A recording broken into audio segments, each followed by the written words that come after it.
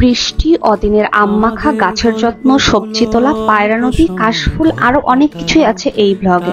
Hello, welcome সবাইকে আমার daily blog আর আমার মোস্ট বিউটিফুল লাইফে। আজ সকালটা শুরু করেছি পার্সেল রিসিভ করে, এরপর গেলাম ফ্রেশ হতে, মুখে পানি দিতে গিয়ে জামা কাপড় ধুয়ে ফেলেছি।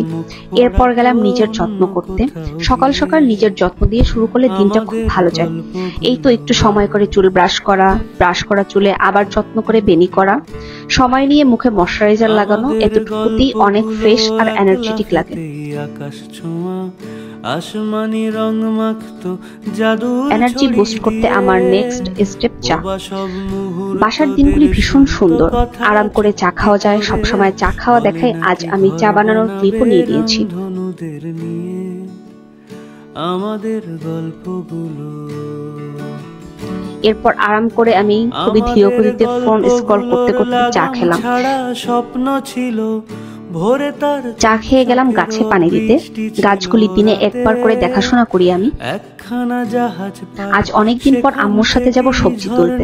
আম্মু গাছগুলি এগিয়ে দিচ্ছিল আর আমি গাছ থেকে ঢেঁড়স তুলে নিচ্ছিলাম। আমি মেনলি বাগানে গিয়েছি আম তুলতে। আমাদের কাছে 12 মাসই আম ধরেছে। খাওয়ার থেকে এই আমগুলি দেখতে বেশি সুন্দর।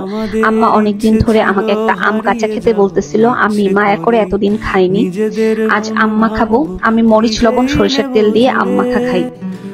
এটাই ভীষণ মজা লাগে আমার। অসময়ের আম তাই আরো বেশি মজা। এরপর বৃষ্টিতে গোসল করে খেয়ে দিয়ে রেডি হলাম। আজ সূর্যমুখী জামা পরে কাশবনে যাব। দুপুরের দিকের ওই বৃষ্টিতে কাশফুলের থেকে কাশপাতাই বেশি দেখা যাচ্ছে। নিরাশ হয়ে এই মুখ বোঝা কাশফুলের সাথেই ছবি ভিডিও করলাম।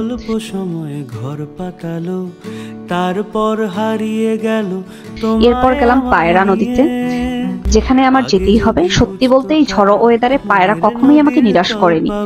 এত সুন্দর বাতাসে এক কাপ চা খেয়ে ভিজতে ভিজতে আবার সদরে চলে এলাম। তারপর আবার বৃষ্টি, আবার চা।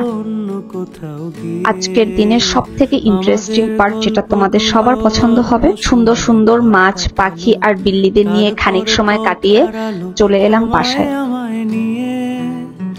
আগে যদি বুঝতো তারা মনের নদীর তল। আজ এই অবধি, সবাই ভালো থেকো, টাটা সবাইকে।